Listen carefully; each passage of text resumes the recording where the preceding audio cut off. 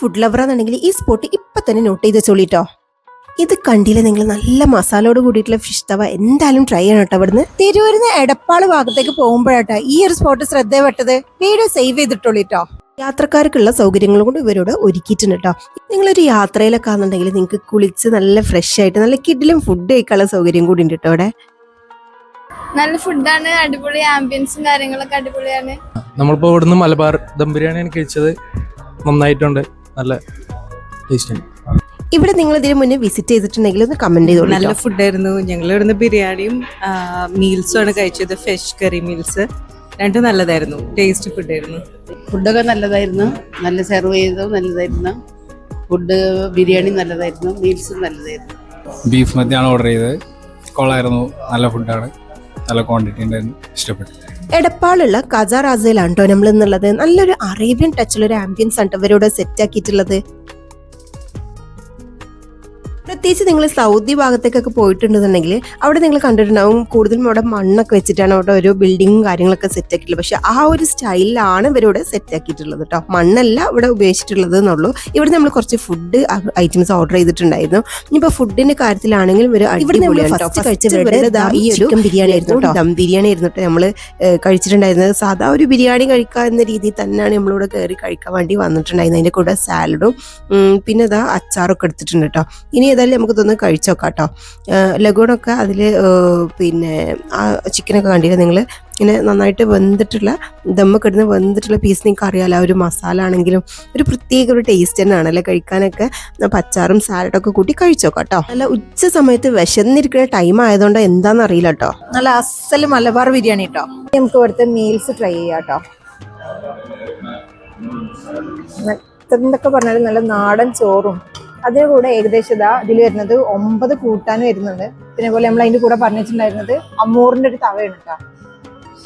ഒരു പൈനാപ്പിൾ പച്ചടിയാണ് വരുന്നത്. പിന്നെ ഇതാ ഒരു ഉപ്പേരി വരുന്നുണ്ട്.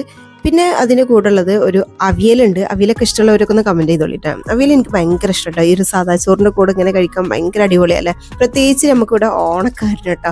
അപ്പോൾ ഈ അവിയലൊക്കെ ഉണ്ടാക്കണം എന്നുണ്ടെങ്കിൽ പ്രത്യേകം ഈ ഫംഗ്ഷനൊക്കെ ഉണ്ടാകുമ്പോഴാണ് കൂടുതൽ ഉണ്ടാക്കല്. പിന്നെ ഒരു സ്പെഷ്യൽ ഒരു ചമ്മന്തി വരുന്നുണ്ട്. പിന്നെ ഒരു കൂട്ടുകറി പോലത്തെ എന്തോ ഒരു സംഭവമുണ്ട്. പിന്നെ അച്ചാറുണ്ട്, പിന്നെ പപ്പടം, പിന്നെ അതിൻ്റെ കൂടെ 2 കറികളുണ്ട്. ഒന്നൊരു മീൻകറി, തേങ്ങ അരച്ചിട്ടുള്ളൊരു മീൻകറിയാണ് വരുന്നത്. നിങ്ങൾക്ക് അറിയാലോ മീൽസിന് കൂടെ കഷ്ണം മീൻ കിട്ടുന്നുണ്ടാവില്ല, പക്ഷെ അതിൻ്റെ കൂടെ ഒരു നല്ല കിടിലൻ ടേസ്റ്റ് ആട്ടോ ഒരു മീൻകറി. അപ്പോൾ ആ ഒരു എക്സ്പെക്റ്റേഷനോട് കൂടി തന്നെയാണ് നമ്മൾ ഇവിടെയും കഴിക്കാൻ വേണ്ടി പോകാൻ നിൽക്കുന്നത്. പിന്നെ സാമ്പാറുണ്ട്, പപ്പടതാ അതുപോലെ ഇങ്ങനെ കുഴച്ചെടുത്തിട്ട് വേണം കേട്ടോ കഴിക്കാൻ.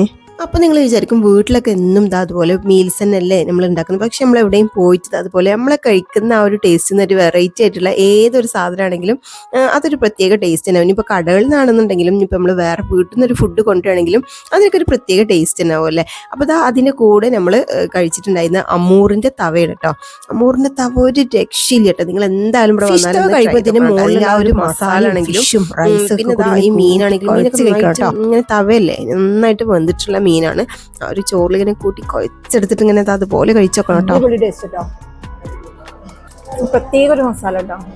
ഈ ഫിഷ് തവ നിങ്ങൾ എന്തായാലും ഇവിടെ വന്നാൽ ട്രൈ ചെയ്തോക്കണം കേട്ടോ. അടപ്രഥമൻ ഇഷ്ടമാണ് നിങ്ങൾക്ക് എന്നാൽ അതിൻ്റെ ലാസ്റ്റ് ഒരു അടിപ്രഥമൻ കൂടി ഈ ഒരു മീൽസിൽ വരുന്നുണ്ട് കേട്ടോ. അത് നല്ല ടേസ്റ്റിനായിരുന്നു കേട്ടോ കഴിക്കാൻ. നല്ല പശു നെയ്യിൻ്റെ ആ ഒരു ടേസ്റ്റ് ഒക്കെ ആയിട്ട് കേട്ടോ. പിന്നെ ഇവരുടെ സിഗ്നേച്ചർ ആയിട്ടുള്ള 2 ഡ്രിങ്ക് ഉണ്ട്.